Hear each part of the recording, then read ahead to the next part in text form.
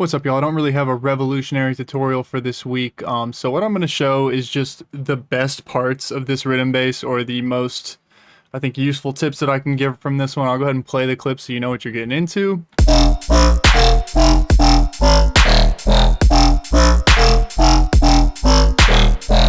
And if you think it doesn't sound that good, I pretty much agree with you, so I'm just going to show what... I didn't really do anything revolutionary. I couldn't get one together, and I'm running up against my time limit. So I'll just show what this bass is all together. So first things first, let me turn all the post effects off on it.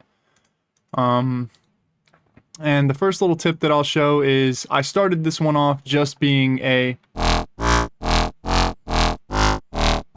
square bass with the level being modulated, and then I went in here and just added a couple different notes so it bends between notes, and I didn't even really chop them up or make a pattern here because this was more of like a rhythm sound design session, and I would render it to audio and use it in songs if I could get something decent enough, which I might still do with this. The next thing I did was turned mono and legato on, which means that it bends between notes, but the new notes don't re-trigger the bass.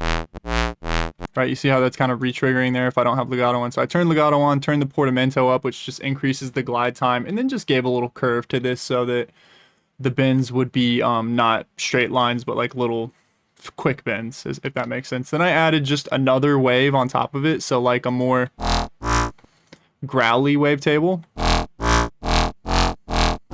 Then I added, as far as post effects on the on the serum, let me turn this off real quick. I just added like some little volume bumps. So this is just a little boost that bends up, and then the gain, if I turn this one off, just raises the high filter to give it some more frequencies in the high end. So I did this very last, so we'll come back to this, adding that phaser filter. Then as far as post effects, none of these are crazy. We'll just add them one at a time so you get an idea of what they're doing to the sound. Fruity fast distortion. Then an EQ that looks like this, then an OTT, and I'm going to have to exit these as I go or it's going to mess it up. So the OTT on it, just making it a lot louder, then a convolver.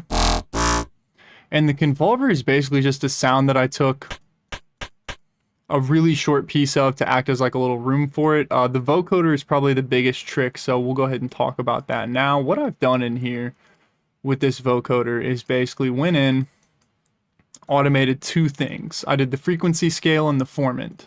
So the frequency scale is this knob right here, and what that does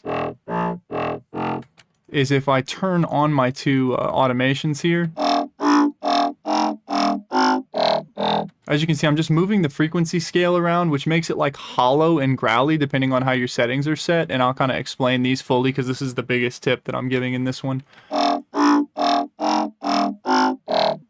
And it just almost like acts as an all-pass filter. Then you can adjust your formant location, or where your formants lay, and you can go up an octave or down an octave or anywhere in between that.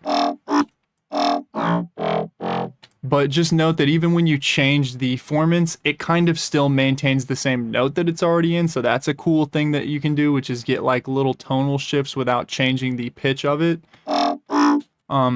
And then I set my max and min, which I didn't mention in the short that I did of this, but like setting your max and min is important because if you have a full max, full min, it's going to be the full spectrum. But if you want it to sound nice and hollow, you can just cut these down.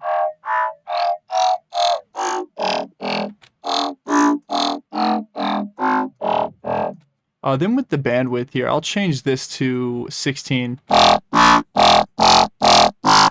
And then by shrinking your bandwidth, you can kind of get like a sharper sound, whereas a stronger bandwidth or less bands almost returns you to that original square. So I'm going to put this back on 64 or 128. You get the really vocoded sound down there. I don't know if that's where I had it, but that's where we'll put it now. The next thing that I did, and I use this trick all the time, it's a great trick, is added a bandpass filter that I'm doing like filter sweeps on with this automation right here. So And this is just a good way to like cut frequencies down and make a sound. Oh, I didn't mean to do that. Make a sound go from like filling the spectrum to being almost more of like hits. If you want it to pop more, you can do sharper curves. And it kind of reminds me of like what muerte, I'm blanking it. It's muerte, I think. What muerte stuff will sound like is a lot of these filter sweeps.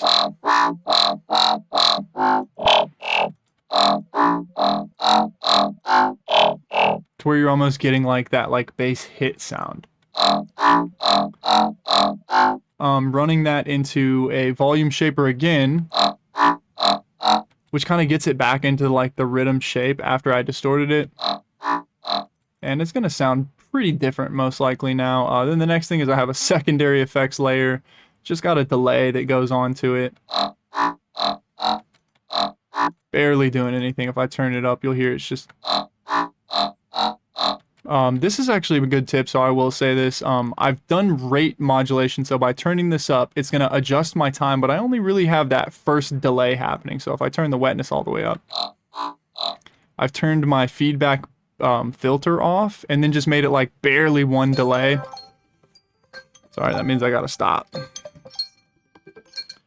Just barely one delay, and then by turning the time modulation on, it just kind of adjusts the... See how that's getting it almost like bendy? Adjusts the feeling of each of the single delays that are being added. Then I send it through a shapeshifter and another EQ. And a wave shaper, and then once I add my sub to it, there's one more thing that I'll give as a tip, and this is just something that I didn't do that often when I started producing, but I like to do if I'm trying to get like a swampy rhythm sound, and that is send this into its own channel and just add a reverb to it. So then we're going to reverb it, and the reason I'm doing it in its own channel is that way I can add the reverb and really dial in what I want my reverb to sound like. So if I want it to be like a really dark reverb, I can either change the settings, like the high cut and the low position and the dampness. And then I can go in here and do stuff further to it. And then I routed that into my mix bus where I'm doing the sub and other stuff. So I'll bring all my stuff back. And once I add the drums back,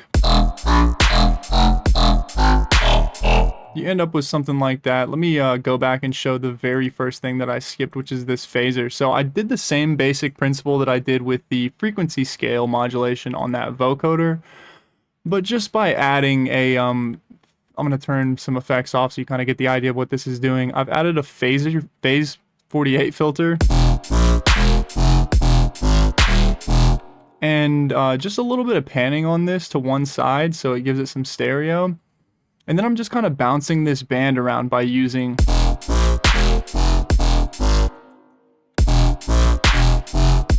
a 1 bar moving thing. And you just kind of move that around to wherever you want it. And you can do that with all sorts of filters. The comb filter. And then again, one last thing is I'm adding drive with this filter, and the mix is turned a little bit down. So mixing that all together with the post effects.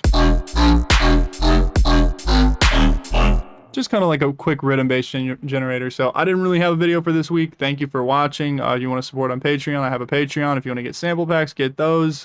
Thank you for watching, and I will see you in the next one. And thank you for voting for rhythm and stuff on that poll that I put up, because I wouldn't make rhythm tutorials if I hadn't got nearly 50% votes on that. So thank you for watching. Sorry for being longer than I meant to. Have a good one.